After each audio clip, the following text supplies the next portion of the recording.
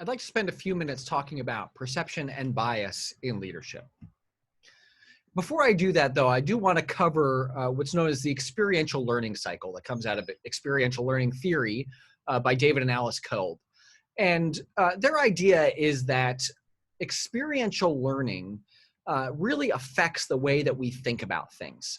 And when we say learning, we're not necessarily talking about being in an educational setting and gaining skills and abilities, but it's just the act of seeing things, observing the world around us, and then taking in information and incorporating that around us. So even when we're talking about just perceiving the situation as a leader or perceiving our followers, we are learning about them. We are learning about ourselves.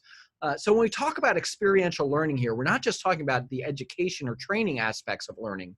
We're talking about just learning about the world around you and then making decisions based on what you are experiencing. So that's why we need to pay a little bit of attention to this experiential learning cycle. And it can start anywhere on here. And in fact, people with different learning styles may start at different points here. But if we start at the point of acting, where we do a thing, and then it's a question of, do we do it consciously or unconsciously? If we're doing something unconsciously, just a matter of habit, we may not be paying attention to it all. We may not be observing it. But sometimes we consciously observe the thing that we're doing. We experience it in a controlled way where we understand what we're doing and we really pay attention to our behaviors, what's going on around us, the outcomes, etc. So we don't just observe and experience it, though. We actually, if we want to learn from it, we have to take a moment and reflect on it, to think about it, to make attributions about what we think happened and what was really going on. It's not enough just to have observations. We also have to think about it. And we have to reflect on it. And then we take those reflections and we develop some theories, our own, and they don't have to be these formal theories that we develop, just our brain builds what we might call mental models of what's been going on around us. And then those mental models affect the way we act in the future. We can experiment in order to see if those mental models are correct and influence the way that we lead, or we can just continue acting and look for confirmation or disconfirmation of those mental models that we have. So this overall is this spiral or cycle of leadership. Really, in some of their later work, David and Alice Kolb talk about this as a spiral, and the idea that you're not just stuck in a circle. You're actually building on all of the things that you've done before through experiential learning. But there's our baseline, to understand that we learn the world around us through experiences, by understanding those experiences, by coming to conclusions about them, and then acting on those conclusions. The problem with all of that is that we are human beings and we have biases. Our brains can't take in everything that's happening. And so we have these heuristics and our brain just makes decisions for us without us even knowing it that affect us. And we call these unconscious or cognitive biases. Now, biases within this experiential learning cycle come in all phases of it. So sometimes if we're observing, we have several biases that can affect us. The availability bias, in which we are only really pay attention to the information we have. We don't necessarily search for other information. And we tend to assume in a biased way that all of the information we have is all of the information. We also have ostrich bias, where we stick our head in the sand and ignore negative information. We have what's called perceptual set, which is the idea that we only perceive, we only observe what we pay attention to. We don't actually pay attention to everything that's going on around us. This is why eyewitness testimony can sometimes be faulty and sometimes be missing some items, because we can't see every single thing that's happening around us. Our brains just can't handle all this. So our brain makes unconscious decisions for us to only pay attention to certain things.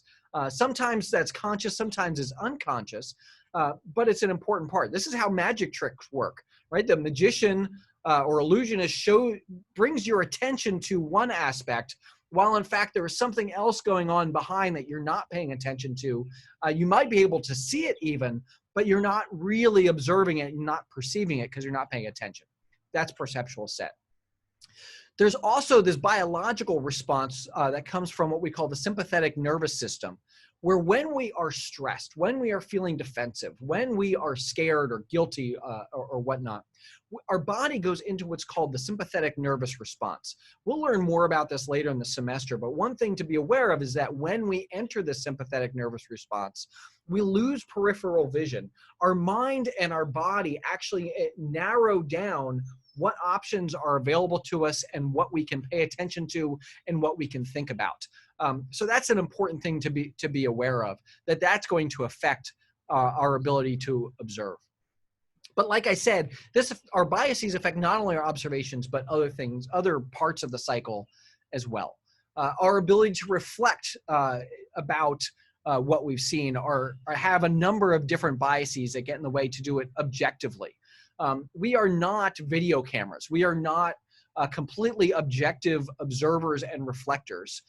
In fact, there's biases that are going to impact not only the way we observe, but also the way we reflect.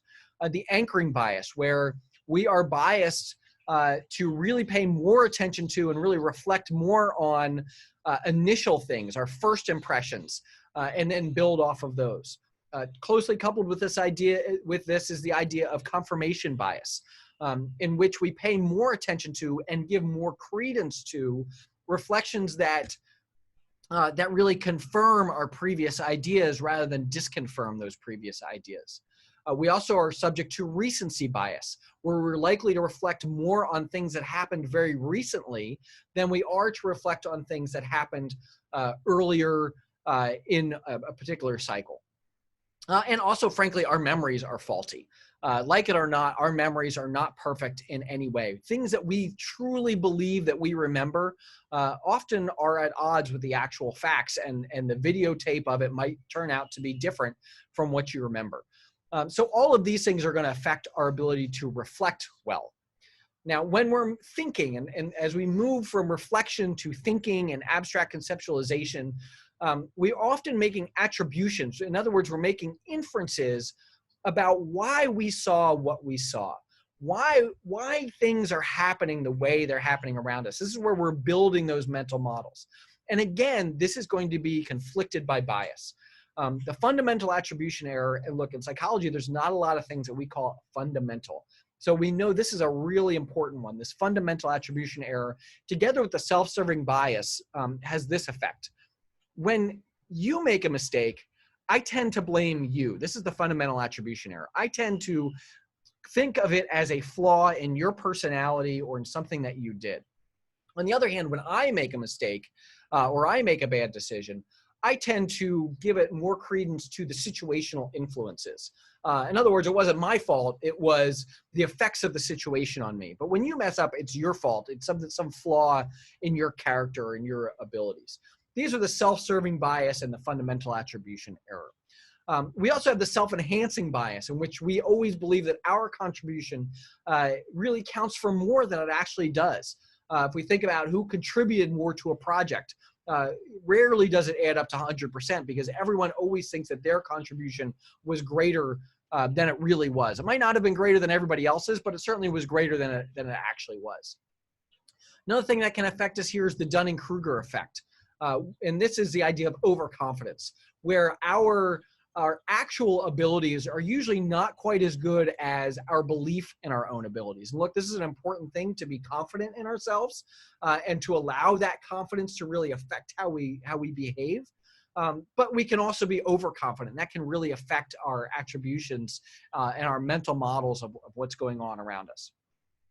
And then we can also be biased by the outcomes, right? And what I'm talking about here is sometimes we can do the wrong thing, but then still have a positive outcome and come to the conclusion that since the outcome was positive, the thing that we did must have also been correct. And this is what's called being biased by the outcomes. And I want to go back for a second when we talk about this fundamental attribution error and the self-serving bias and the self-enhancing bias. This has an effect not only at the personal level, but it also has an effect at the group level. So my group, when I'm thinking about myself as part of a group, I often will have this self-serving bias. And then when I'm thinking about another group, I'm going to have a fundamental attribution error around that, right? And so This is why often our outgroups or groups that we are not a part of, we might think less of them, and we're more likely to attribute their failings, the failings of one member of that group, to the entire group. Whereas for my group, even if one person is failing, I'll talk about the situational impacts and how that's not really indicative of my group overall. So these biases affect not just how I look at individuals, but also how I look at groups and teams of which I'm a part. And finally, these biases come to play in our actions as well. The self-fulfilling prophecy is a classic example of this, in which, because I believe a certain thing, I start to act in a certain way. We'll learn about what's called the Gollum effect and the Pygmalion effect. And the Pygmalion effect is where, with my followers, if I believe in them, if I really think they're going to do well, I'm going to set very high goals for them and ask for more from them, which in turn will motivate them to actually do better. On the other hand, the Gollum effect is when I don't believe in my followers. I might set very baseline goals for them. Look, just try hard, just do okay, do your best, it'll be fine. When I do that, people then don't rise to the occasion. They do okay. That's fine. And really, I might, if I'm not paying attention to my biases, I might look at that as indicative, really a confirmation of my previous thoughts. Whereas really, it's what it really is about is this self-fulfilling prophecy, where what happened is based on how I acted in response to my priors and my prior ideas. We also have the placebo bias, where we, because we think a thing is important, it becomes important, right? And this is just like in medicine where we have a placebo effect. And then the bandwagon effect, where if I see other people doing a thing, I'm going to jump on the bandwagon with them. That's going to affect my experiences as well. And this conformity of action, again, a lot of times is completely unconscious and not something that we're aware that we're even doing. So all of these biases affect us, and they're things that we need to think about. Now I'm going to dive a little bit deeper into how we see these play out as leaders. One thing to think about is our judgments of others. Where do the biases come from when we are judging others? And look, as leaders, oftentimes we're making decisions about other people. We're judging their behaviors. We're judging their outcomes. We're making assessments about them, whether we're making performance assessments, whether we are going to assign them certain work. I think this really is something that you would be interested in, or that you would do well at, or that you need for your performance. We make judgments all the time. These judgments that come from our reflections, our thinking, our observations, are going to be biased. They're going to be biased by social conditioning. They're going to be biased, like I said earlier, by people being members of outgroups from us. They're also going to be biased on initial impressions. And sometimes those initial impressions are about what we heard from someone else.